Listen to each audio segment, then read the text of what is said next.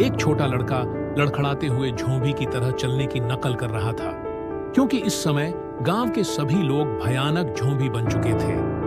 अगर यहां से भागना है तो गांव वालों को यह यकीन दिलाना होगा कि वे भी उन्हीं में से एक हैं। केवल तभी झोंभी उन्हें नुकसान नहीं पहुंचाएंगे। एक झोंभी को लगा कि कुछ गड़बड़ है, तो वह पास आकर उस आदमी की गंध सूंघने लगा। इस दौरान झोंभी सरदार पास के बिजली के खंभे पर बैठकर यह सब देख रहा था। जब उसे यकीन हो गया कि सामने वाला भी उन्हीं में से एक है, तो उसने अपना शक छोड़ दिया। लेकिन बदकिस्मती से जैसे ही उसने सिर उठाया, उसे संदिग्ध हरकत करता हुआ छोटा लड़का दिख गया। वह तुरंत कूदकर उसकी ओर बढ़ने लगा।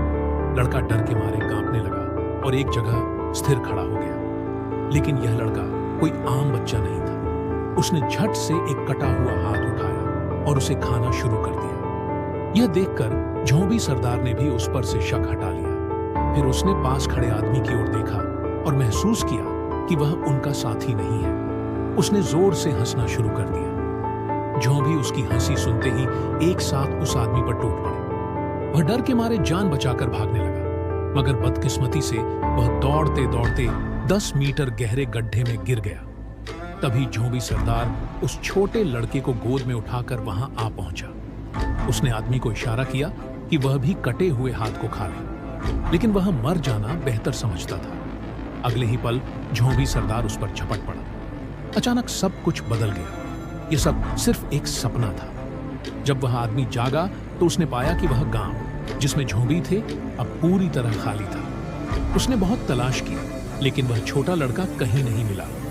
कुछ समय बाद वह पूरी तरह टूट गया। तभी एक जोरदार हॉर्न बजा, जिसने उसका ध्यान खींचा। जब उसने ध्यान से देखा तो पाया कि एक गाड़ी में वही लोग थे जिन्हें उसने अपने सपने में झोंभी के रूप में देखा था। वह अभी इस पर सोच ही रहा था कि कुछ गांव वालों ने उसे गाड़ी में बैठा लिया। फिर पास बैठी एक औरत ने उसे खाना खिलाने की कोशिश की। जब उसने गांव के बारे में पूछा तो लोगों ने कहा कि वह गांव कई साल पहले ही उजड़ चुका था। यह सुनकर उसे कुछ अजीब महसूस हुआ। अगर सपना झूठ था तो फिर वह अभी सपना देख रहा था या हकीकत में था। तभी उसने गौर किया कि गाड़ी का ड्राइवर उसे कुछ जाना पहचाना लग रहा था। जब उसने ध्यान से देखा तो याद आया कि यह तो उसके सपने का वही भयानक झोंभी था जिसे उसने बैल राक्षस कहा था।